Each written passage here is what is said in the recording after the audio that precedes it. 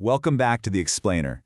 Listen, if you've been glancing at your bank account lately and just getting this sinking feeling that your paycheck is somehow shrinking, even though your salary hasn't changed a single bit, I need you to know right now you are not imagining it. We are living in an era where this invisible force is just constantly shifting our finances. So today we're going to explore exactly how the US economy is evolving heading into 2026, and more importantly, we're going to figure out how to build an absolute defensive wall around your wealth. Okay, let's dive into this. $100. I want you to think back and remember what a crisp $100 bill could actually buy you back in 2020.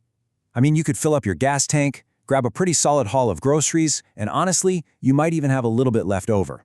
But flash forward to 2026, the purchasing power of that exact same piece of paper has absolutely plummeted. It's the same bill, it's got the exact same numbers printed on it, but the reality of what it gets you out there in the real world, it's drastically different. So what's really happening here?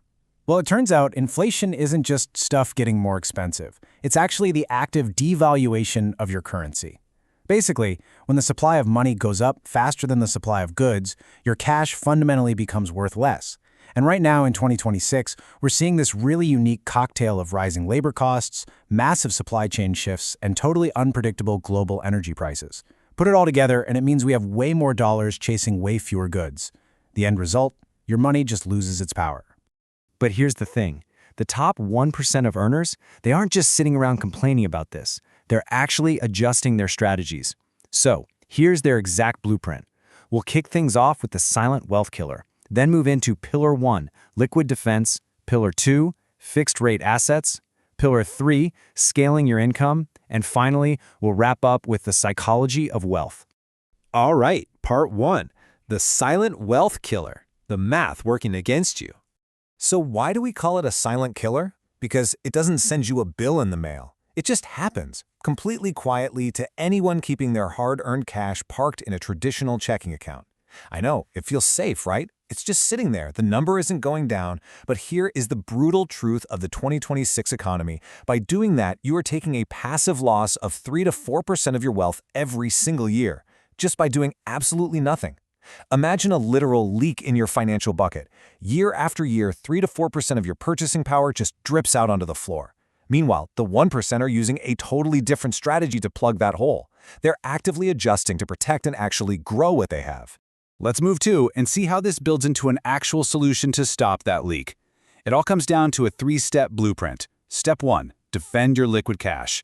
Step 2, invest in fixed-rate assets. And Step 3, scale your income. These are 3 simple, highly structured steps to just stop the bleeding and reverse the math. Moving into Pillar 1, liquid defense, protecting your cash.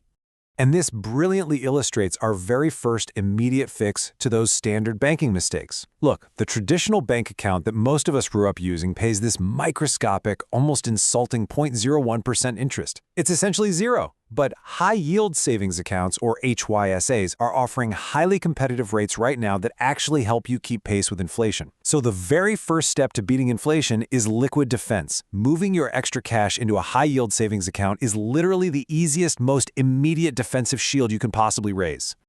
Next up is Pillar 2, fixed-rate assets, growing your wealth. Now, time for a reality check. Even if you have your cash sitting in a high-yield savings account, if that is your entire strategy, you are still ultimately losing the long game. Because holding cash long-term means losing.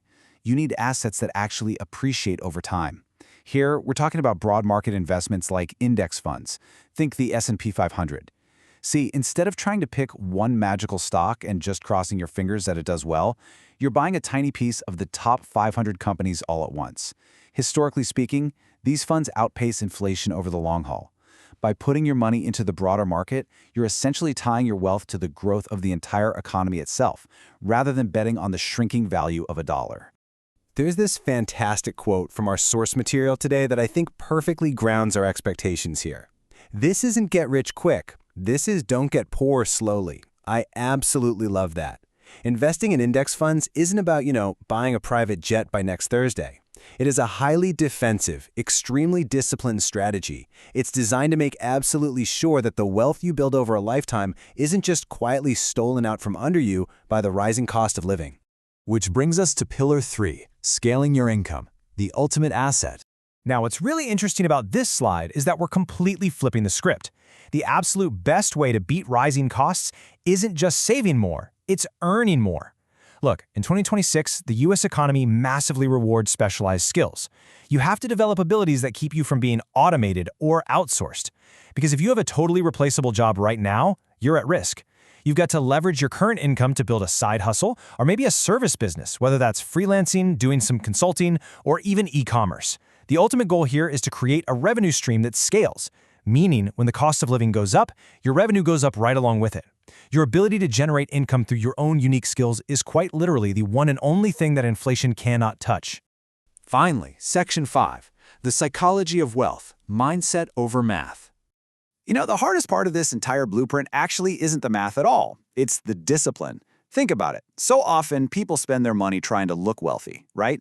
They buy depreciating assets, things like brand new cars that literally lose value the second the tires hit the street, or luxury clothes that are totally out of style by next season. But conversely, the truly wealthy operate with strict, unwavering discipline. They buy income-producing assets, things that actually put money back into their pockets.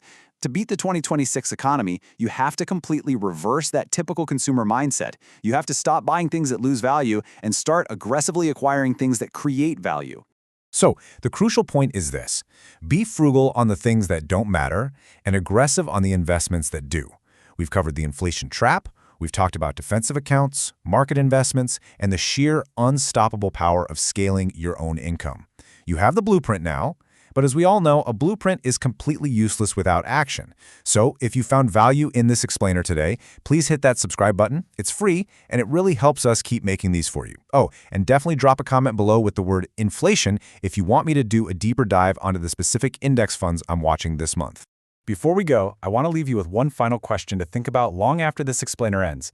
Honestly ask yourself, is your income scalable or are you replaceable? In the 2026 economy, standing still literally means falling behind. So take a hard look at your skills, secure your cash, and start building your defensive wall today. Stay smart, stay disciplined, and I will see you in the next one.